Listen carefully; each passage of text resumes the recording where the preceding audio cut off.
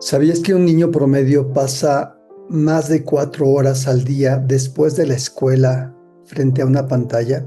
¿Por qué es importante esto? Los estudios de neurociencia, los estudios en psicología, psicoanálisis, nos vienen marcando que esta convivencia con las redes sociales, con las pantallas, con la información, que es un avance maravilloso, está generando en los chicos baja tolerancia a la frustración.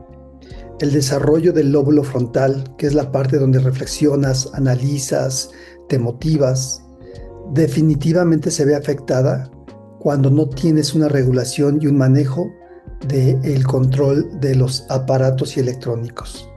Si tú estás pensando por qué mi hijo es desobediente, es impulsivo, es reactivo, probablemente porque le está faltando tiempo de convivencia contigo.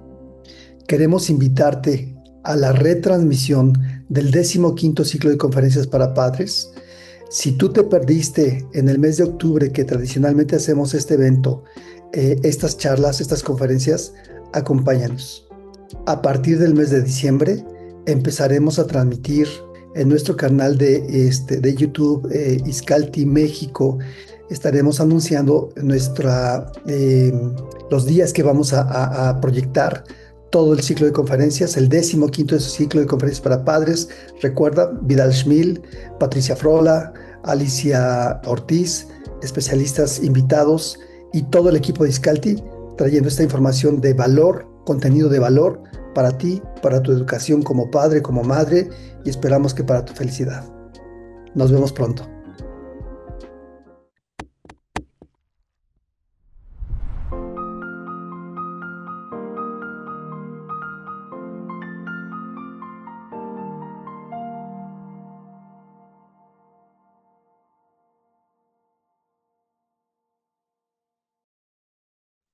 Hola, nuevamente buenas tardes. Bienvenidos a esta primera conferencia de nuestro 15º ciclo de conferencias para padres, docentes. Nos complace que estén aquí acompañándonos y bueno, vamos a comenzar con nuestra primera conferencia titulada ¿Se invirtieron los roles, los cuidados en la vejez y sus cambios en la era digital? Para esta ocasión vamos a tener a la maestra Blanca Sánchez, quien a continuación les voy a leer su semblanza.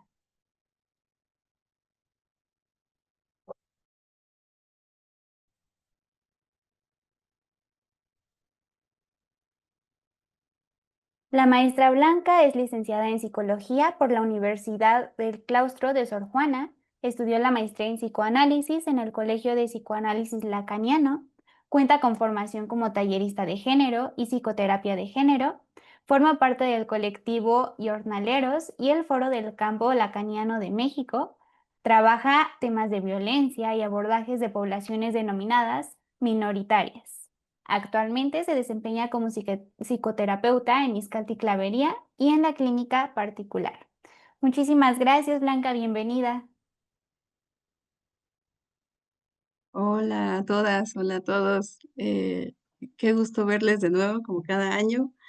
Eh, y bueno, una vez más traemos este ciclo de conferencias para padres, un tema que no tiene que ver con la crianza de los hijos, eh, pero bueno, que surge de varias inquietudes que se presentan pues en el consultorio, en la vida, que tiene que ver con los cuidados ahora de los hijos hacia los padres, ¿no? Y por ahí hay un libro que se llama Padre de mis hijos, Padre de mis padres. Y bueno, en ese caso, habrá que pensar la cuestión de este ciclo para padres, ¿no? Pero bueno, la idea justamente tendrá que ir en sentido contrario, de no pensar a los papás como hijos, sino ver de qué otras maneras esto se puede ir replanteando. No quiero empezar sin agradecer no solo a Iscalti, sino también a mis pacientes, tanto mis pacientes mayores como aquellas que se dedican al cuidado de sus padres, ¿no? También a Pao Calderón y a Jimena Herrerías, compañeras del Foro del Campo Lacaniano, con quienes he estado pensando estos temas y hemos trabajado en otros momentos.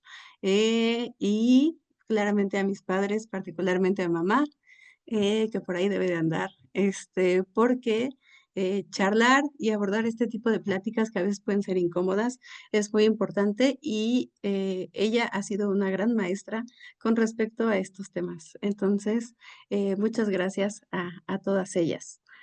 Sí, mujeres, la, la mayoría. Y bueno, hablando de esta cuestión de la vejez, me es muy importante mm, abrir la discusión o abrir el tema mm, pensando en que nos quedemos con más preguntas que con respuestas. Es importante empezar a cambiar el paradigma, el pensamiento de la vejez. Eh, Esto lleva muchos años trabajándose, ¿no? El primer elogio de la vejez con Hermann Hesse, y actualmente todo lo que se está haciendo con respecto al envejecimiento activo y muchos colectivos de personas mayores que se encuentran replanteando qué significa la vejez. Entonces, bueno, la idea de hoy no solo es que pensemos en nuestros padres, sino que también podamos en una segunda vía ir pensando en qué queremos para nuestra vejez, ¿no? Entonces, bueno, nos vamos a ir centrando en tres grandes temas. Primeramente, algunos aspectos generales sobre la vejez. Eh, el segundo, cuidando de mis padres, qué esperar en esta etapa. Y bueno, la tercera de los cuidados, cómo cuido sin descuidar. Me gustaría decir que este es un tema muy amplio que, como les decía, se ha abordado desde hace muchos años, pero que genera muchas dudas. No pretendo agotar en lo más mínimo el tema, es ir abriendo los cuestionamientos, pero bueno, vamos a ir intentando dejar un poco de información en cada una de estas líneas, ¿no?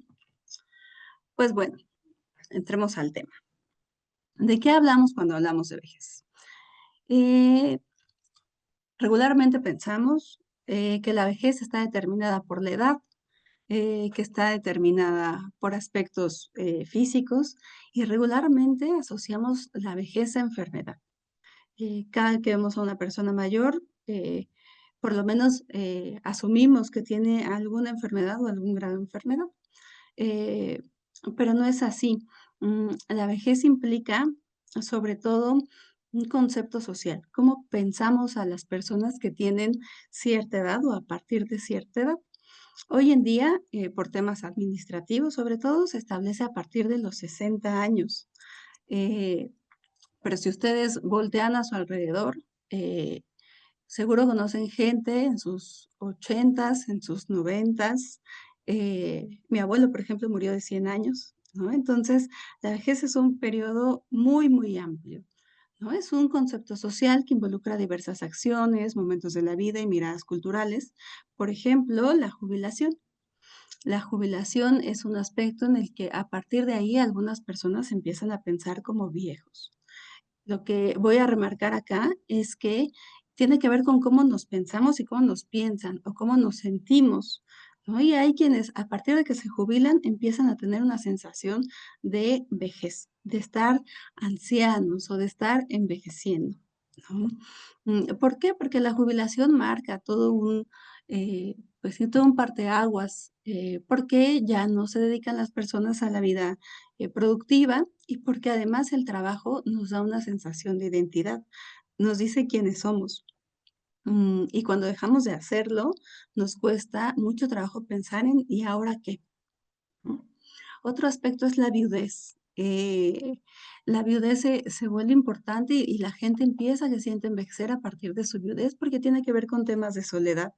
Si yo antes todo lo hacía con mi pareja, con mi esposo, con mi esposa, y ahora no hay con quien compartir, me empiezo a sentir sola o me empiezo a sentir solo. Otra cuestión puede ser la abuelidad. Mm, Personas que a partir de que nace su primer nieto empiezan ya sea a asumirse dentro de este terreno como de la enseñanza, de lo tierno, de pensar a veces cuidando, eh, o por otro lado, de negarlo, ¿no? Hay personas que incluso dicen, no me llames abuela, o no me llames abuelo, dime mamá grande, o dime por algún diminutivo de mi nombre, pero abuela no. ¿Por qué? Porque pensarse como abuelos les hace sentir viejos. Otro aspecto es el nido vacío, cuando los hijos dejan la casa y empieza a dar esta sensación de ¿para quién existo? Si ya no tengo a quién cuidar, a quién hacer la comida, la ropa, o incluso que a partir de quién ir planeando mi día, ¿no? Las mamás, los papás saben, llega fulanita a las 7 y a esa hora cenamos. Y cuando ya no hay quien vaya acompañándome o rigiendo este tiempo, pues hay nuevamente esta soledad, ¿no? Fíjense cómo vamos asociando vejez y soledad. Por otro lado están estos cambios en la economía, eh, una vez que se termina el periodo productivo y que ahora se puede pensar que los gastos aumentan en los casos cuando hay enfermedad, si por ejemplo las medicinas, las citas médicas, y se empieza a tener una percepción de dependencia. O relacionado a esto mismo, la pérdida de salud. Cuando ya necesito ciertas ayudas, cuando ya me siento débil o necesito estos acompañamientos, ¿no? Por ejemplo, al doctor. Pero bueno, la vejez también implica algunos aspectos biológicos. En el cuerpo hay muchos cambios, la aparición de las arrugas, la pérdida de cabello, la aparición de las canas, las manchas en la piel, por ejemplo, la disminución de la estatura van siendo aspectos biológicos que nos hablan de que comienza esta etapa de vejez. ¿No? Bueno, ¿cuántos años dura entonces la vejez?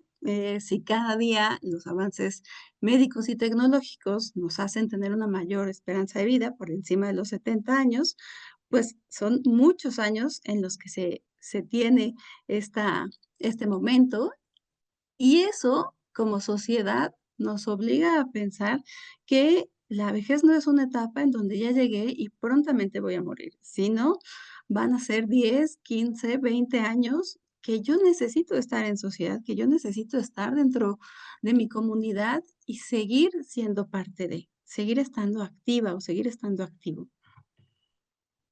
¿Por qué es importante hablar de este tema? Bueno, la OMS declara a partir del 2020 que del 21 al 30 se declare la década del envejecimiento saludable y el 1 de octubre como el Día Internacional de las Personas Mayores. El Día Nacional es en agosto, pero el Día Internacional va a ser el 1 de octubre.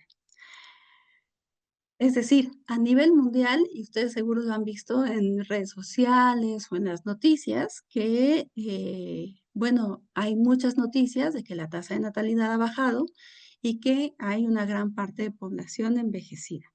Sí, en la actualidad eso está pasando, en unos 30, 40 años, eso va a ser todavía mucho más agudo. Entonces, pensar en el envejecimiento es más pertinente que nunca. En México, por ejemplo, tenemos actualmente 16.421.678 para el 24 personas mayores. Es decir, los adultos mayores o personas mayores representan un 12% de la población con una tasa de crecimiento anual del 4%. Es decir, cada día va a haber más y más y más, y eso que no somos ni de lejos uno de los países más envejecidos. Entonces, si no lo empezamos a pensar ahorita, después nos va a costar mucho trabajo pensar en la vejez, pensar en los cuidados y pensar en cómo funcionar como sociedad sin tantas personas jóvenes, que hoy en día asociamos también a la productividad. Bueno, ¿todo esto qué quiere decir? Que el aumento de la población de personas mayores y la longevidad nos obligan a pensar diferente la vejez y actualmente se le llama envejecimiento activo. El envejecimiento activo, entonces, está completamente alejado de esta imagen que tenemos de un viejito, una viejita en la mecedora leyendo el periódico con una frazada, quizás el gato. Casi siempre la imagen de la vejez tiene que ver con gatos, no sé por qué. Pero bueno, eh, ese es un estereotipo que está lejos de lo que se espera hoy en día para las personas mayores. Entonces, pensaríamos en algo como el envejecimiento activo. Entonces, tenemos cosas que sí son pertinentes hoy en día, cosas que no. ¿Qué cosas sí?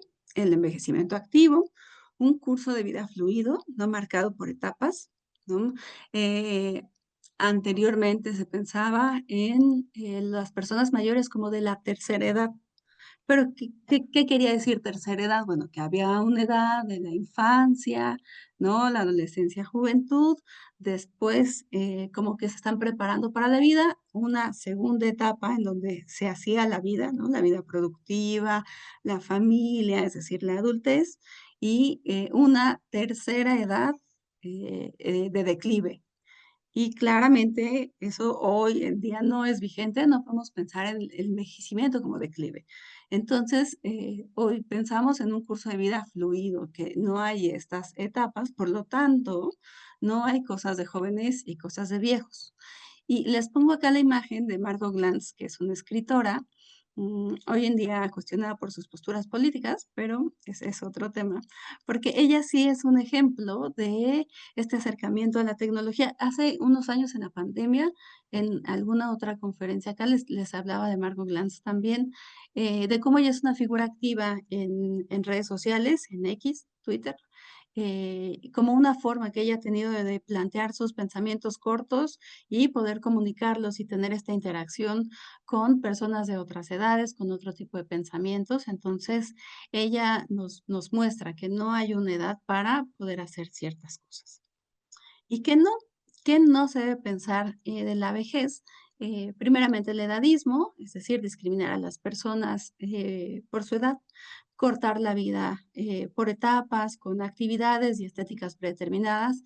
Por ejemplo, ya estás muy vieja o muy viejo para ponerte eso. Eso déjaselo a los chavitos o a las chavitas, ese tipo de comentarios. Cosas como, ay, tu suéter de abuelita o de viejita. Con eso tiene que ver, ya no pensar las cosas desde ahí, ¿no? Irnos quitando esos estereotipos.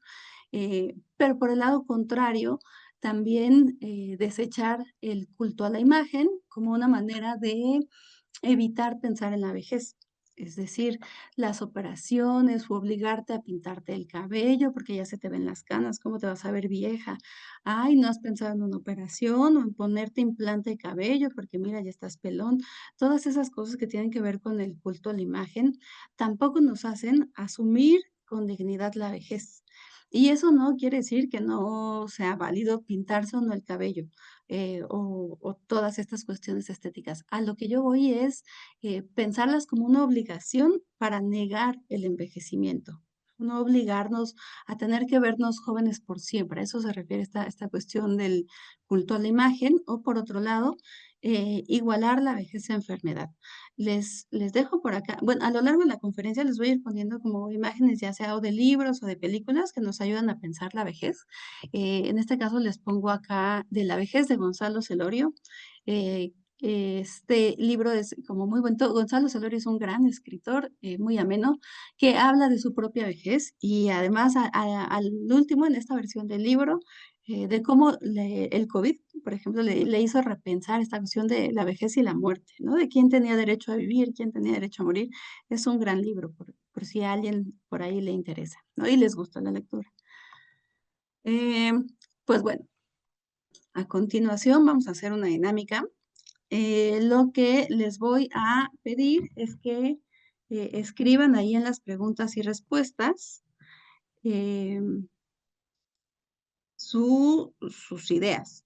Yo les voy a lanzar una frase y ustedes me van a decir con quién se vale hacerlo o con quién solemos hacerlo, ya sea con las niñas o niños, con los adolescentes, las y los adolescentes, con las personas adultas o con las personas mayores.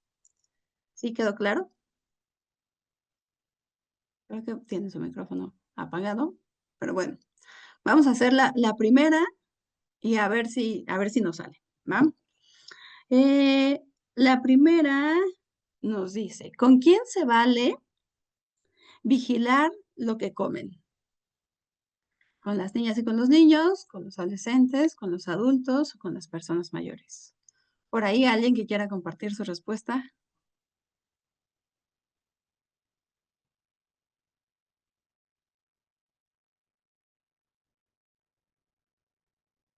Con todos, se vale vigilar lo que comen. Ok, ahí déjenme que ya le piqué el chat. Ok. La que sigue es controlarles el dinero. ¿Con quién se vale? ¿Con las niñas o con los niños? ¿Con los adolescentes, los adultos o las personas mayores?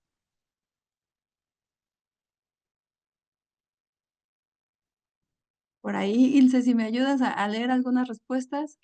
Sí, claro que sí. Mencionan todos, niños y adolescentes, los niños, niñas, niños y adolescentes, niños y adolescentes,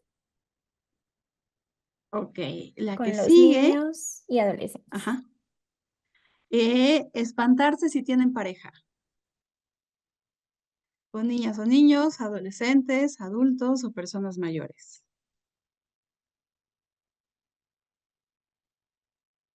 Niñas y niños.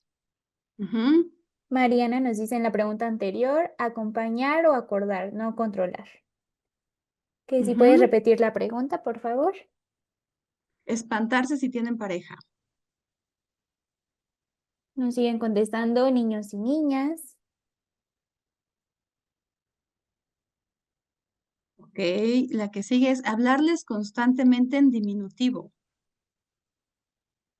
Cómete tu sopita, eh, ya ponte tu pijamita, cosas así. Niñas o niños, adolescentes, adultos o personas mayores.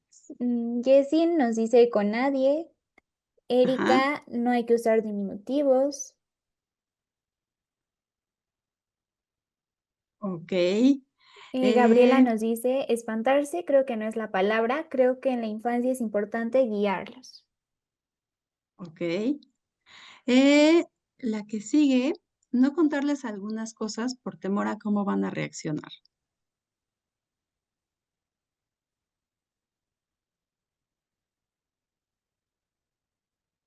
Niñas o niños, adolescentes, adultos o personas mayores.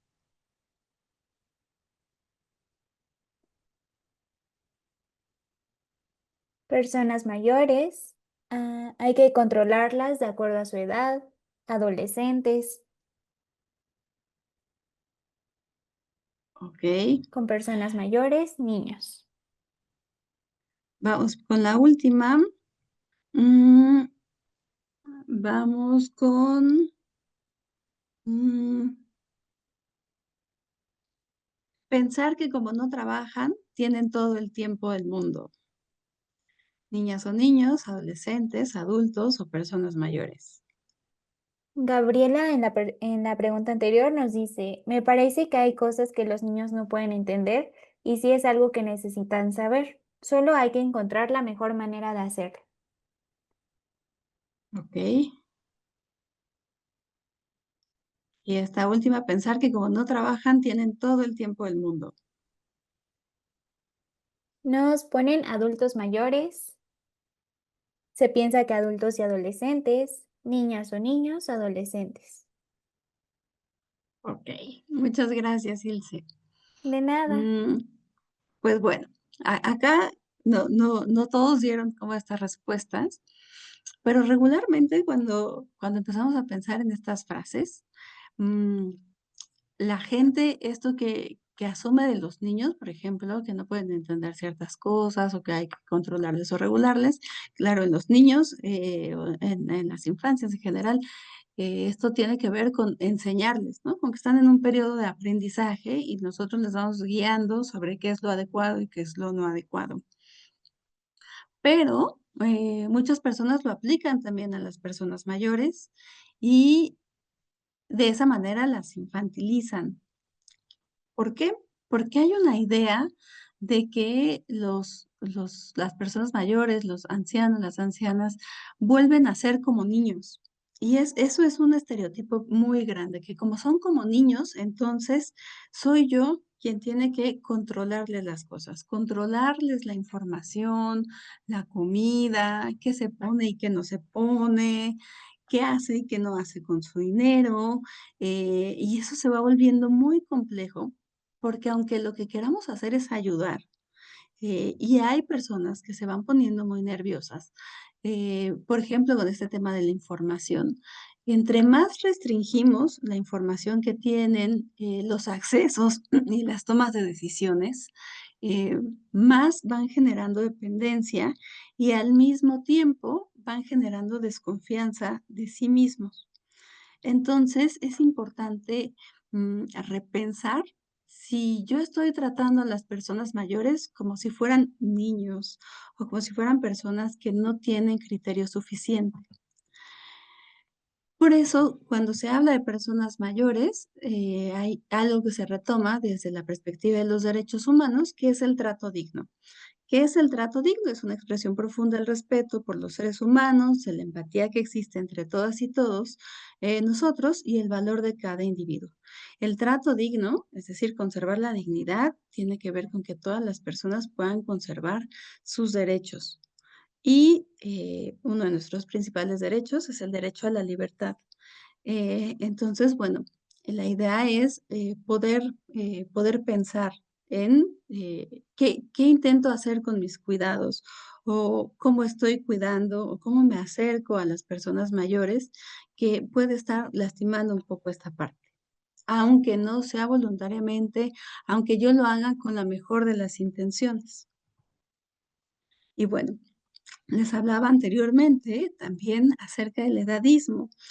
El edadismo, algunos autores lo denominan como viejismo, es aquella discriminación por razón de edad y tiene que ver con estos estereotipos de los que ya hemos estado hablando, a las personas mayores o ancianas.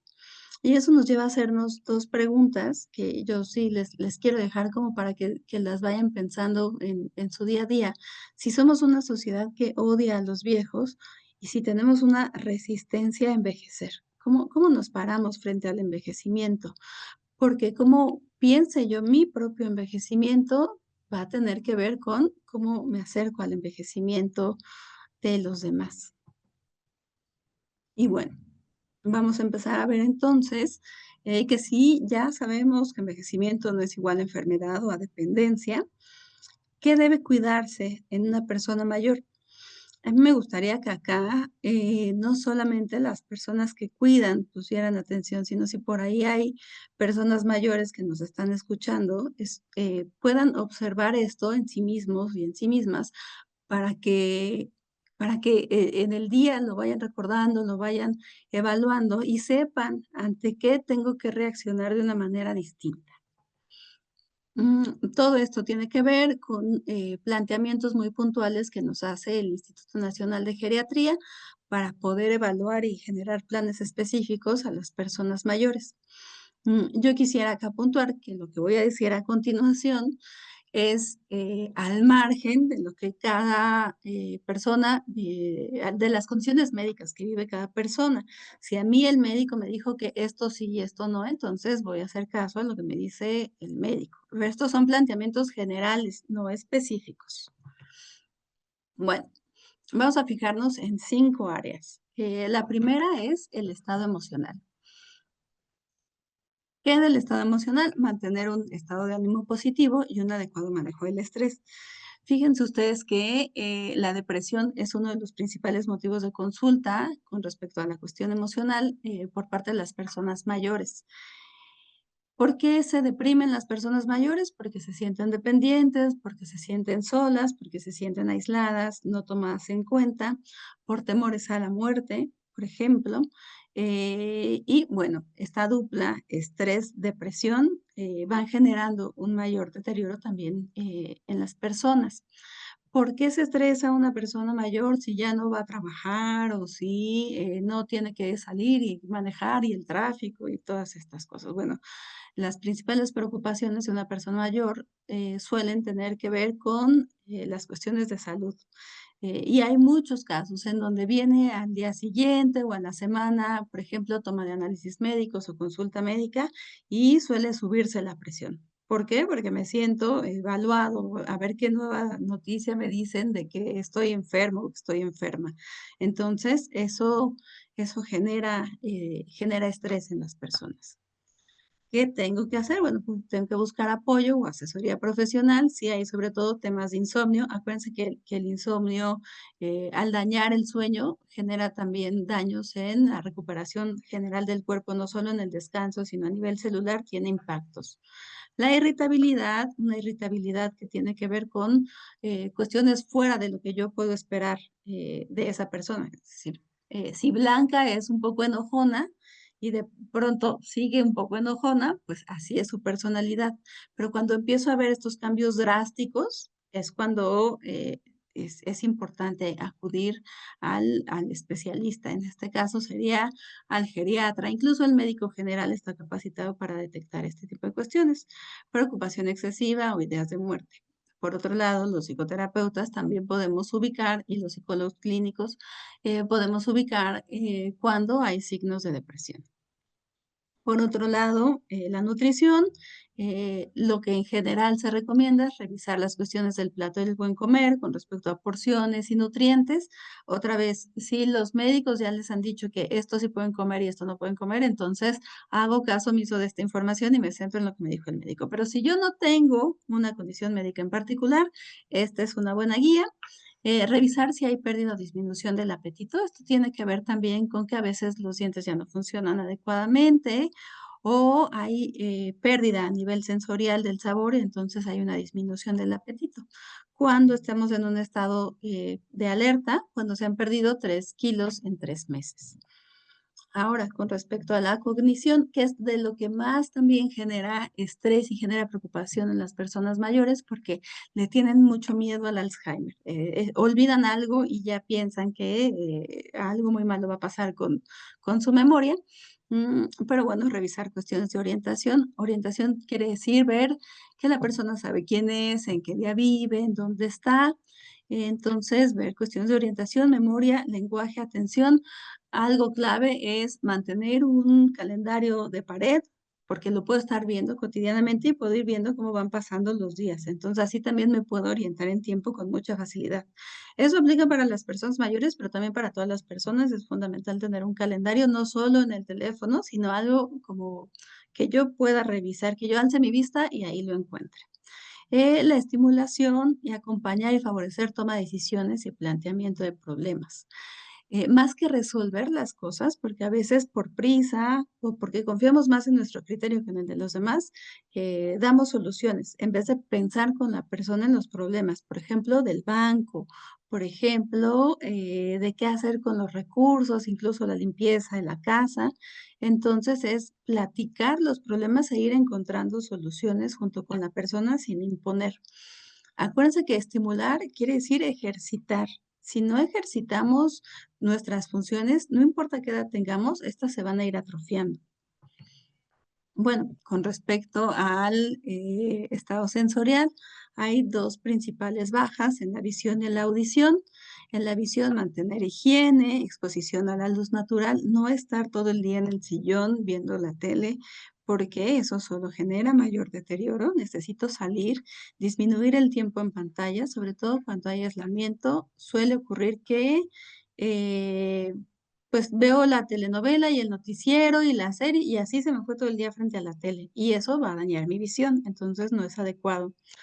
Por otro lado, la higiene. Hay quienes introducen cotonetes, pasadores, incluso palillos a las orejas. No es lo adecuado, hay que acudir al médico para hacer estas limpiezas cuando sea necesario. Pero cuando mi familiar ya tiene, o la persona a quien yo cuido ya tiene disminución de la audición, usar frases cortas. A veces sacamos, bueno, ese es mi caso personal, yo hablo y hablo y hablo y hablo, pero hacer frases cortas, que sean entendibles. Si yo le voy a hablar, no estoy desde la cocina gritándole a la sala, porque no me va a entender. Entonces me acerco, hago contacto visual para que pueda ver mi boca, cómo se mueve. Y bueno, evitar ruidos fuertes. Eh, en particular, suele haber una pues sí, como un hábito en algunas personas mayores de poner el radio a todo volumen o poner la televisión a todo volumen, porque ya escuchan bajito, pero eso solo va a hacer que escuchen todavía más bajito. Entonces, poner mucho ojo en eso. Con cuestiones de la movilidad, bueno, revisar y ejercitar fuerza, equilibrio, resistencia y flexibilidad. En Instagram, por ejemplo, hay muchas páginas ya de ejercicios para personas mayores. Y algo, un ítem que se mide es cuántas veces se puede parar, por ejemplo, una persona y sentarse en su silla. Entonces, ese tipo de cosas los van a ayudar. No necesitan levantar todas las pesas, sino ese ejercicio que les permita hacer su día a día.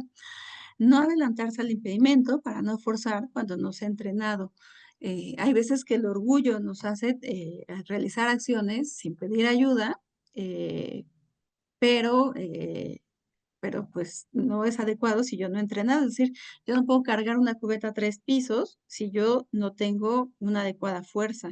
Entonces, si bien yo no le voy a hacer todas las cosas a mis papás o a las personas que cuido, pues si yo soy una persona mayor que quiere seguir siendo independiente, tengo que hacer los ejercicios para poder subir esa cubeta, ¿no? Y aprovechar los recursos comunitarios. Hoy en día no solo en los pilares, en los parques, está el jardín de adultos mayores acá en Chapultepec. Aprovechar los recursos comunitarios que va habiendo, cada día más se hace un énfasis en la comunidad, que mi comunidad sea quien me provea de esta estimulación.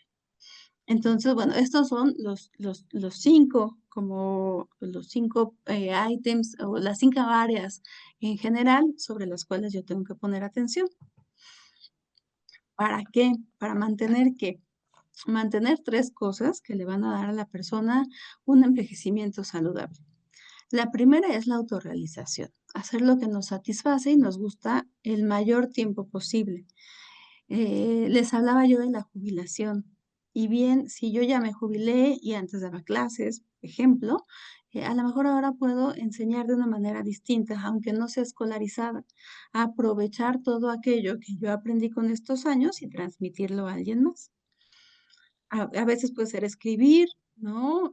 Acerca de estas cosas, pero hacer lo que nos gusta. Y también por eso es muy importante no centrar nuestra vida en nuestra actividad profesional, sino tener, eh, pues, hobbies, tener otros gustos, otros intereses, para que cuando no esté el trabajo, podamos seguir haciendo cosas que nos gustan. Por otro lado, la autonomía, como esta capacidad de realizar acciones y tomar decisiones por nosotros mismos. Mantener la autonomía es fundamental para que la autoestima no baje, para que nuestro autoconcepto crezca. Entre más me siento yo capaz en la vida, más segura me voy a sentir y entonces menos dependiente voy a ser. Y por otro lado, la inclusión. La inclusión es lo que hacemos todas y todos en la sociedad, en nuestra comunidad, para que las personas puedan mantenerse en la vida económica, en la vida social y en la vida cultural. Entonces, aunque todas las personas seamos diferentes, todos tenemos que caber, ¿no? Con nuestras posibilidades y nuestras imposibilidades. Entonces, es muy importante poner un ojo en la inclusión. Ahora, vamos a este último punto acerca de las cuidadoras y los cuidados. Pongo las cuidadoras, y es muy a propósito, porque hoy en día que se habla tanto de los cuidados, pues es muy claro que existe una brecha muy grande de género con respecto a los cuidados. Son mayoritariamente en nuestra sociedad las mujeres quienes cuidan, las mujeres y las personas feminizadas son quienes más cuidan. Les pongo acá el ejemplo de como agua para chocolate, Tita, ¿no? Que es hasta un referente de esta hija que no se casa y está destinada a cuidar a la mamá, porque los papás pensaban que los hijos los iban a cuidar en algún punto y eso ya no es una realidad. Si bien legalmente las hijas, los hijos, la familia, pues tiene una obligación de cuidado, pues tenemos que pensar de qué manera o de qué otras maneras pensar en los cuidados. Entonces, bueno, acá están estas mujeres sobreadaptadas, se llaman, que viven para servir al otro, que viven para cuidar, que viven para atender, y eso genera problemas de estrés, de contracturas, de insomnio, de ansiedad, de mal humor, enfermedades psicosomáticas y frustración. Por otro lado, les pongo acá, que es otro modelo de cuidados que también es, sobre todo para las mujeres, de estas mujeres sándwich, en donde yo me tengo que hacer cargo tanto de mis hijos como de mis padres. Entonces, reparten el cuidado, el dinero, la emoción, el tiempo entre cuidar a los papás y cuidar a los hijos. Y no se dan abasto porque no se pueden dedicar completamente al cuidado, porque además de eso hay el trabajo, hay, la pareja y las exigencias que tiene, el día a día con respecto a la vida. Entonces, nos enfrentamos a estas 2 principales figuras problemáticas del cuidado. Tenemos que saber que a partir del año pasado, el cuidado es un derecho en México. ¿Y qué implica este derecho? Este derecho implica poder dar cuidados, ya sea de forma remunerada o no remunerada. eh, es decir, que en mi trabajo me permitan dar cuidados, sobre todo tomando en cuenta esta brecha de género, eh, y eso se suele asociar al cuidado a los hijos, pero también tiene que ver con el cuidado a la familia en general. Tengo derecho a recibir cuidados, a que alguien me cuide, y por eso les decía, hay una ley general para personas mayores que habla de estas obligaciones que tiene la familia para poder cuidar a la persona mayor, y tengo derecho al autocuidado, a ejercer diferentes acciones que permitan que yo tenga una salud física y una salud emocional adecuada. Entonces, cuidar y cuidarme es un derecho y ser cuidada o ser cuidado es un derecho. Y bueno, sí, me van a decir, bueno, sí, pero eso es utópico y todo esto. Hoy en día el Estado, porque es parte de quien se tiene que encargar del cuidado, y no me quiero meter mucho por ahí, solo hacerlo de forma informativa, se está pensando en un sistema nacional de cuidados. En la Ciudad de México hay algunos otros avances, porque este tema del cuidado es todo un mundo y nos implica muchas cosas que aterrizar. Bueno, en la familia, ¿qué pasa cuando los padres requieren cuidados? En la consulta día a día nos llega esto, problemas familiares porque unos hermanos cuidan, otros hermanos no, entonces hay desajustes en los roles y en las actividades familiares, hay un desgaste de tiempo y emocional que puede acabar en problemas muy fuertes. Hay que recordar que, es una etapa en donde cuando toca cuidar a mamá, toca cuidar a papá o a la tía, se vienen también los viejos resentimientos de otro tiempo que si no se arreglaron en su momento, hoy nos van a explotar en la mesa. Entonces, pues, esto se vuelve todavía más grande. Y además, porque cada una de las hijas o hijos, pues, forma un modelo de vida distinto. Entonces, suele haber estas problemáticas. Esta clara pregunta de si soy papá o soy mamá de mi mamá, de mi papá, porque ahora yo le tengo que estar diciendo todo, la tengo que estar cuidando todo y además me salió desobediente, ¿no? No hace caso, yo le digo que haga una cosa y no la quiere hacer, entonces esta figura autoritaria otra vez sobre los padres, pues se vuelve problemática. También pasa que hay una pérdida de la intimidad y poder disfrutar la soledad. No solo para quien cuida, en los casos, por ejemplo, en que los hijos se van a vivir con los padres, sino también para el adulto mayor que estaba habituado a sus rutinas, que estaba habituado a su espacio y ahora ya no lo tiene.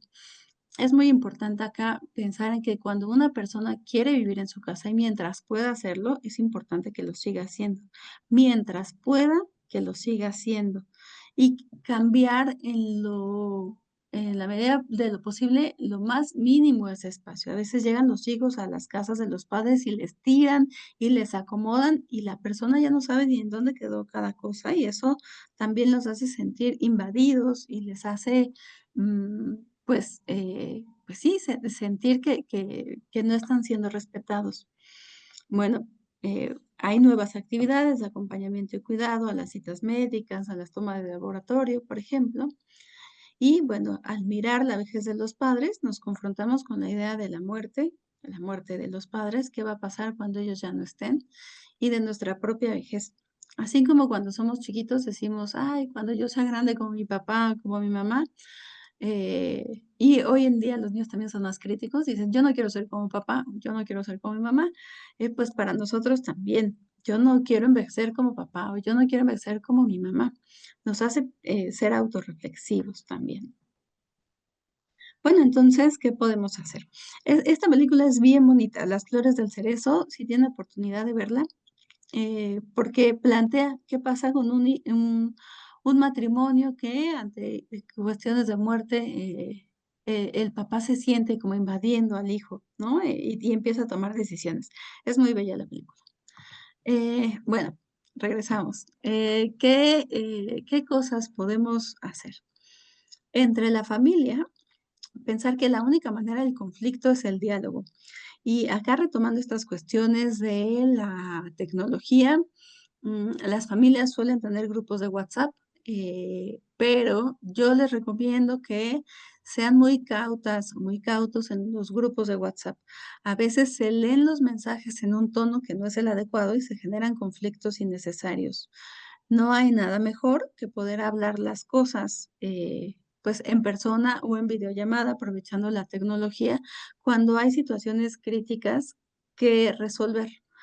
Entre más hablamos, más nos podemos entender. Entonces, bueno, el diálogo, acorde a las capacidades de cada quien. Hay una idea que solemos tener de que las cosas tienen que ser equitativas, pero eso está muy alejado de la realidad.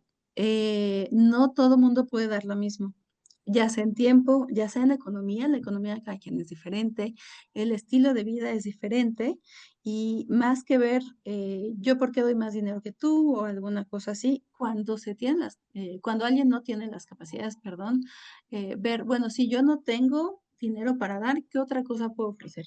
A lo mejor puedo ir a hacer los arreglos a casa de los padres, o a lo mejor puedo ir a, acompañar al médico, o yo puedo mandar las medicinas, por aplicación. ¿Qué puedo hacer si no puedo estar ahí presente para cuidar, no? O dinero para aportar. Es importante acudir a la propia red de personas cercanas o amigos. No todo debe estar centrado en la familia. Tenemos que ver quién más. A veces es la vecina, a veces es la persona de la tiendita o la de la fondita quien está vigilando que la persona baje a comer o que vaya a comer. Entonces, esto es muy importante. Em, y bueno, cuando estamos saturados de emociones negativas, pues podemos también pedir ayuda profesional. Tengo que saber decir que no y que mi no sea recibido cuando es dicho desde el afecto, no desde la agresión. Hoy no puedo ayudarte a esto, pero se me ocurre pensar en esta alternativa. Tengo que poder decir que no, porque cuando decimos que sí a todo, el cuidado se vuelve una carga y ni a la persona mayor le gusta ser cargada, ni a mí me va a gustar cargar con alguien. Entonces, puedo decir que no, pero abrir alternativas, ¿no? Y decir que no de una forma cuidadosa, no así como de a rajatabla. Y bueno, tener en cuenta que cada quien tiene un padre o una madre distinto.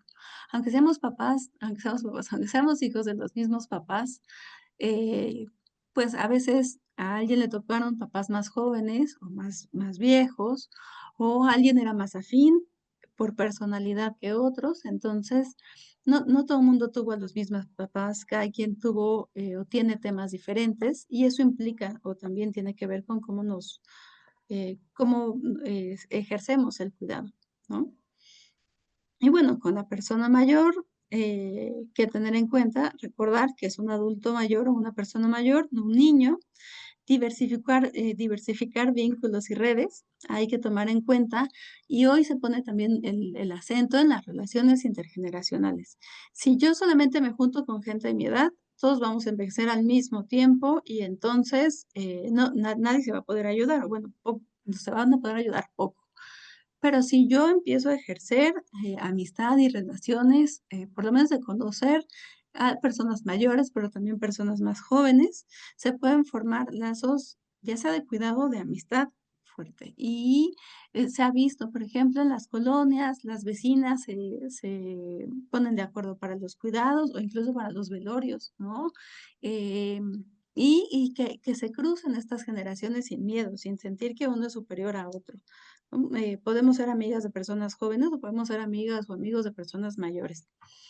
Tener en cuenta que sobreproteger fomenta la dependencia y el deterioro. Si todavía alguien puede hacer algo, yo no tengo que hacerlo por esa persona. Ahí, igual que con los niños, si el niño ya puede caminar, ¿para qué lo cargo?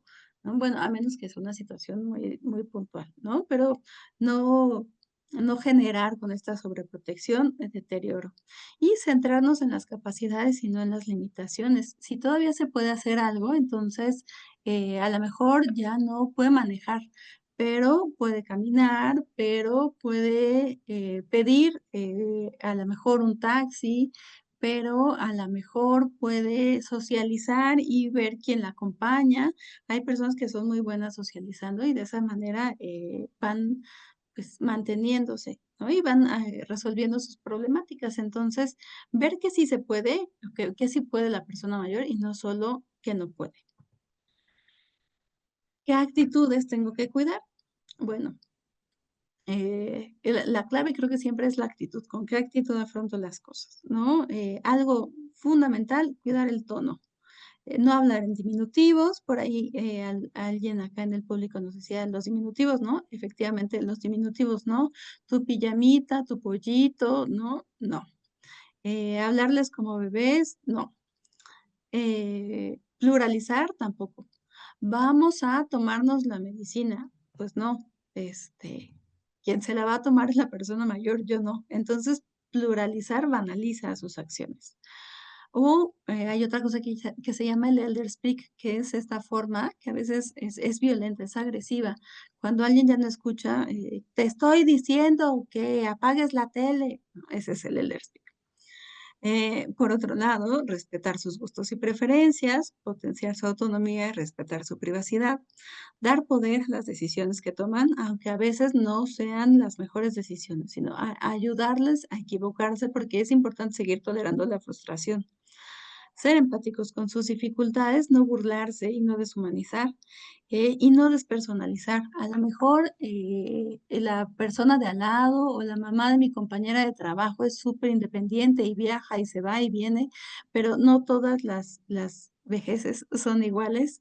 Cada quien pues tiene la vejez dependiendo también de la vida que ha llevado. Entonces, respetar esa individualidad.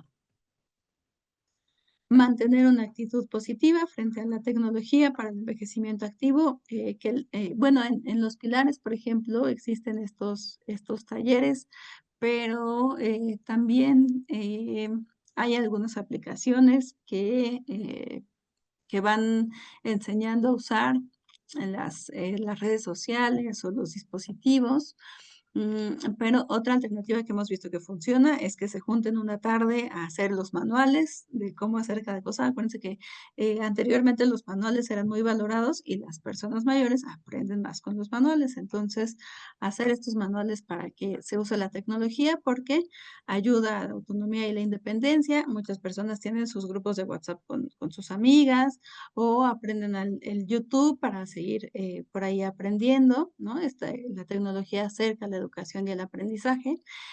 Sabemos que no hay una edad para ya no poder aprender, ¿no? El cerebro sigue aprendiendo siempre porque hay plasticidad cerebral. Entonces, la tecnología nos ayuda a eso, ayuda al entretenimiento. Hay telenovelas que ya no pasan en la tele, pero yo puedo acceder con ellas a partir de aplicaciones y a lo mejor era algo que le gustaba mucho a la persona. O libros, los audiolibros también son muy recurrentes en las personas mayores y bueno, mejora la salud mental. Recordar, es importante recordar que aquellos a quienes las personas mayores conocían ya no necesariamente siguen con ellos. El mundo de las personas mayores ha cambiado. Mm, Entonces, pues, qué mejor que acercarnos cuando su mundo está cambiando tanto. Hay un autor, Lakoff, que habla de los inmigrantes del tiempo, las personas mayores como inmigrantes del tiempo. Y bueno, seguro a todos nos tocaron televisiones diferentes, computadoras diferentes, máquinas de escribir que ya no existen. Entonces, hoy pensar que hay un aparato que puede hacer las cosas por mí, pues es sumamente raro. Bueno, si tú eres una persona mayor y me estás escuchando, mantén un proyecto de vida. No te centres solamente en tus hijos o en tus nietos. Procura aprender algo, procura que todos tus días tengan un sentido, no solamente despertar por inercia. Acuérdate que la familia no puede ser tu único recurso de contención emocional. Busca con quién platicar. También en las comunidades religiosas pueden ayudar. Y acuérdate que envejecer puede ser un periodo de honrar la vida, de plenitud y de realización. No es un periodo de bajada, hay que aprovechar esta etapa. Y bueno, vamos a cerrar con esto, que es lo más importante cuando hablamos de cuidados. Lograr que sea más sencillo lo natural, llevarnos bien con quienes amamos. Mm, y seguramente, aunque haya conflictos, aunque haya dificultades, amamos a nuestros padres, amamos a nuestros hermanos, a nuestros tíos, a nuestros primos, y es importante lograr llevarnos bien. Eso es lo único que se espera, ¿no?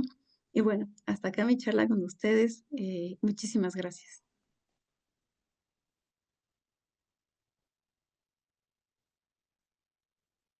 Muchísimas gracias, Blanca. Si nos pueden apoyar a ir escribiendo sus preguntas en el espacio de preguntas para leerlos y darles respuesta unos minutitos.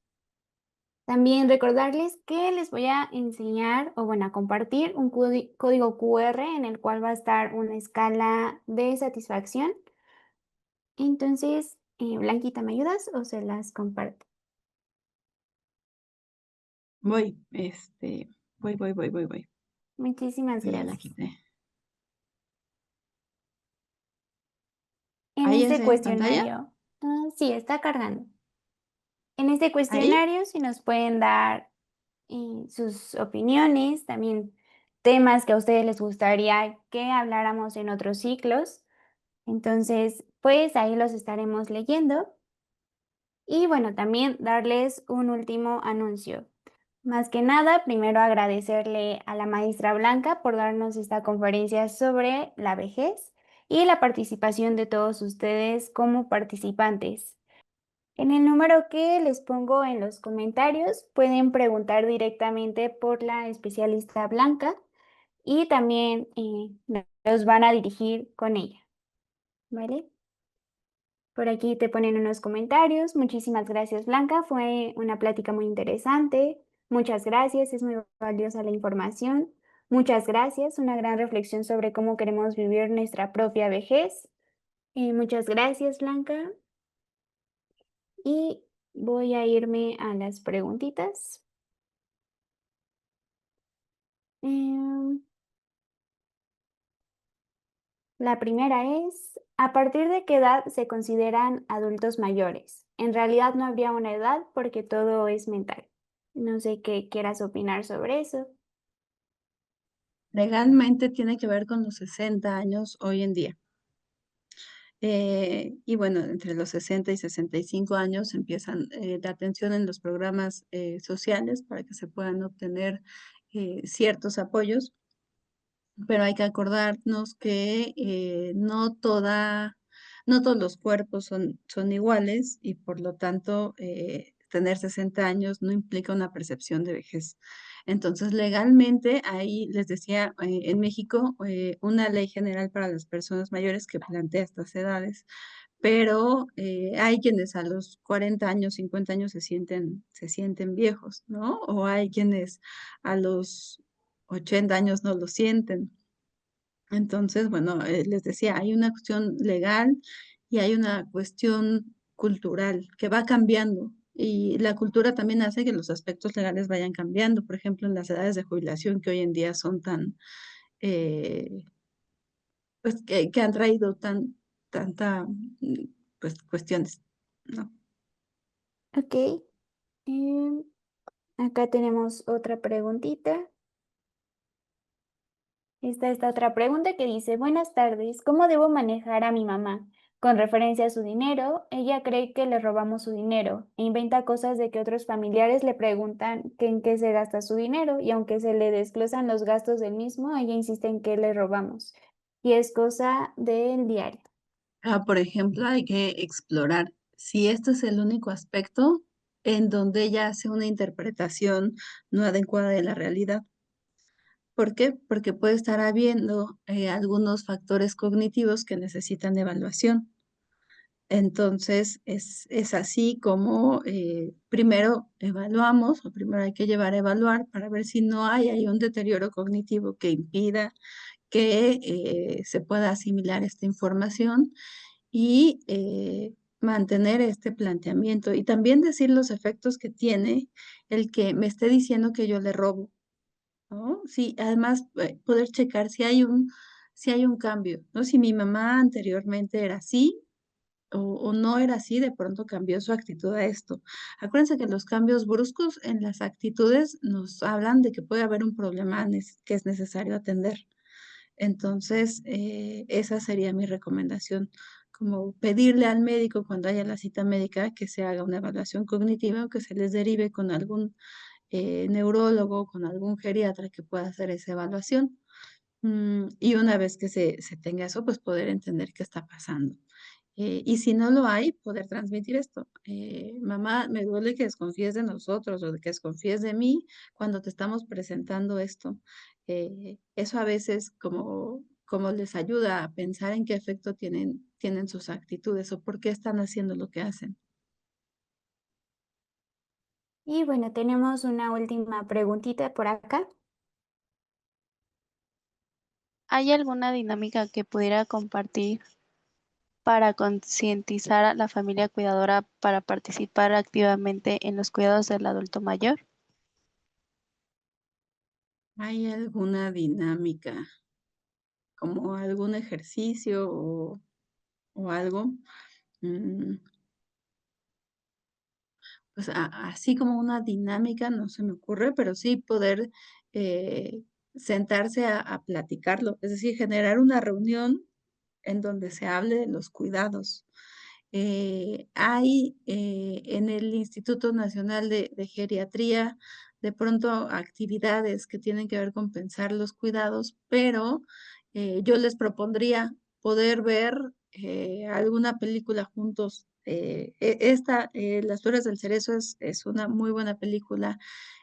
O ver el documental chileno El Topo, que por ahí también les ponía, puede ayudar a abrir el tema. Pero si no es así, hablar francamente de las consecuencias de que no se acercan a los cuidados. Yo les diría también, acérquense a la ley, acérquense a revisar la ley general para las personas mayores, revísenla para que sepan qué información están transmitiendo. Como hermanos o como hermanas, hablen de qué es lo que les pasa a ustedes también cuando las dejan solas o los dejan solos con los cuidados. Muchísimas gracias, Blanquita. También, si tienen alguna pregunta, con gusto pueden dejarla en preguntas y respuestas y estén atentos a nuestras redes sociales en donde se les dará respuesta a esas preguntas que quedaron pendientes. Sin más por el momento, muchísimas gracias a todos.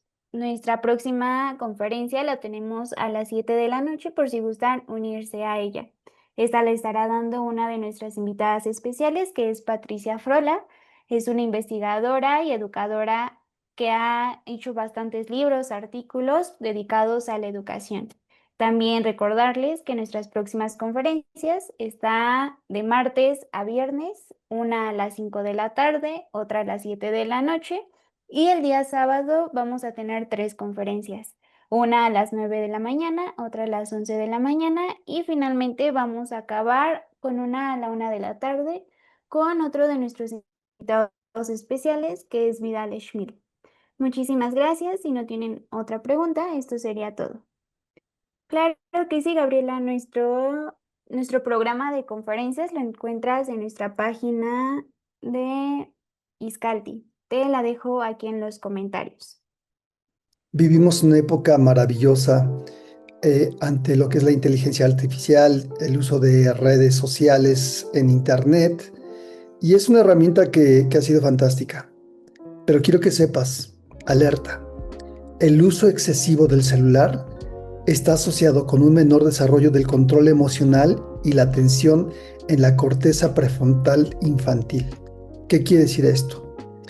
Los estudios de neurociencia nos están marcando que cuando los niños pasan demasiado tiempo en los aparatos, tienen un deterioro en la flexibilidad cognitiva, en la capacidad de tolerar la frustración, en la capacidad de conectar contigo.